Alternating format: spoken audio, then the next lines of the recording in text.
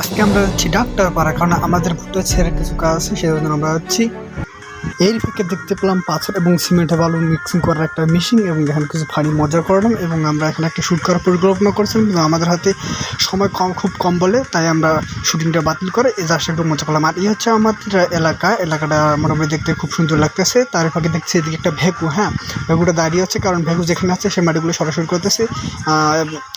সাধারণত এখানে যে আপনারা দেখতে পাচ্ছেন, কালারটা দেখতে পাচ্ছেন, এই কালারের কাজ চলতেছে, তাই এই ভ্যাকুয়াম এবং ওই মিক্সিং করার মেশিনটা আনা হয়েছে। তার ফাঁকে আমি একটু ডান্স করে নিলাম এবং এখানে একটু ভিডিও। আমার ডান দিকে দেখতে পাচ্ছেন একটা চ্যাংরা, কিন্তু মোটে আমার অঙ্গি ভঙ্গি দেখার জন্য প্রস্তুত ছিল না। অবশ্য তিনি আমার কাকা হয়, পরে তিনি আমাকে বাধা করার কারণে আমি সেটা বাদ দিলাম, ওখান থেকে শুট করে এদিকে আসলাম, আর উনি লজ্জাতে ওইদিকে চলে গেল, ভেকুর ওই দিকে। এবং আমার ভাই ক্যামেরা নেবো বলতেছে যে এই দিক থেকে ওই দিকে যা, তাহলে ক্যামেরাটা সুন্দর আসতে। ও আসলে তো ক্যামেরাটা আসলে সুন্দর আসতেছে, এই কারণে আমি ওখানে ডান্স করলাম। পরবর্তী দেখতেছি আসলে ক্যামেরাটা সুন্দর আসছে লুকিং। এভাবে আর কি 100 শ্যুট পার করলে শ্যুটগুলো ভালো হয়ে থাকে।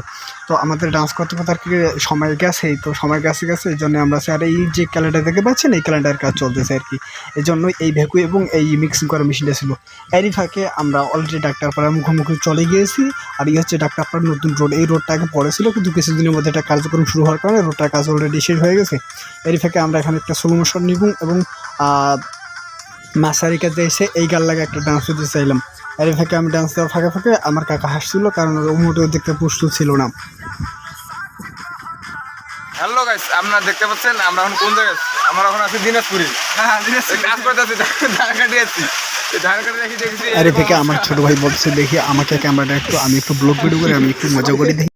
সবাই আমাদের দেখে আপনারা হয়তো ভাববেন যে আমাদেরকে হয়তো কুকুরে তাড়া করতেছে, আসলে আমি কুকুরে তাড়া করতেছি না। আমরা কিছু সময় আগে বৃষ্টি হচ্ছিল, প্রচুরভাবে বৃষ্টি হচ্ছিলো, যার কারণে আমরা একটা বাড়ির পাশে আমরা আশ্রয় নিয়েছিলাম। তারপরই আর কি বৃষ্টি স্লো হয়ে যায়, যার কারণে আমরা ওখান থেকে বাইর হয়ে ছুটতেছিলাম। তারপরই আবার জোরে বৃষ্টি আসার কারণে আমরা দৌড় দিচ্ছিলাম, কারণ আমাদেরকে নিরাপদ আশ্রয় পৌঁছাতে হবে এবং আমরা যেন কি বৃষ্টিতে না ভেজি, এ কারণে আমরা দৌড় দিচ্ছি। আর আমার পিছনে দেখতে পাচ্ছেন যারা, ওরা আমার সহপাঠী, যারা দেখলেন যে কিছুক্ষণ আগে যে আমার সাথে গেছে তারাই। তো আমরা নারাডাঙ্গার উদ্দেশ্যে আর কি দৌড় দিচ্ছি, যে ওখানে একটা আশ্রয় আছে, সেলার কিন্তু আশ্রয় আছে পাবলিক, ওখানে দৌড় দিচ্ছি।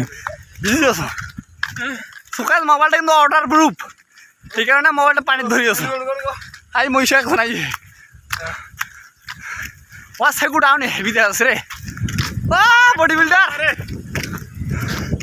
আমাদের নারাডাঙ্গার বর্তমান অবস্থা এই বর্ষার দিনে, বুঝছেন, বৃষ্টির আগমনে। আর এই হচ্ছে আমাদের সেকু। আসলে আমরা একটা উদ্দেশ্যে গেছিলাম, একটা জায়গা, একটা কাজের জন্য। তো কাজটি হয় নাই, আমরা কথাবার্তা বলে তারপর ফিরতেছি এখন। তো তখনই আর কি মাঝ রাস্তায় পানি এসে যায়, কোনো নিরাপদ আশ্রয় পাই নাই, কোনো শেল্টার, কোনো শেল্টার পাই নাই, তাই ভিজে আর কি অবস্থা খারাপ। ওই কথা আছে কি, টিপো টিপো পারছা পানি মে, পানি মে আদর গায়ে, এইরকম অবস্থা হয়ে গেছে আর কি। এই যে রাস্তাঘাটে মানুষ চলতেছে, তাও বৃষ্টির দিনে থেমে থাকা যায় না, মানুষের জীবন তো থেমে থাকে না, বোঝেন না, এরকম চলন্ত করতে সবাই যে যার মতো করে চলতেছে। তো গান এই কারণে আসে বৃষ্টির দিনে।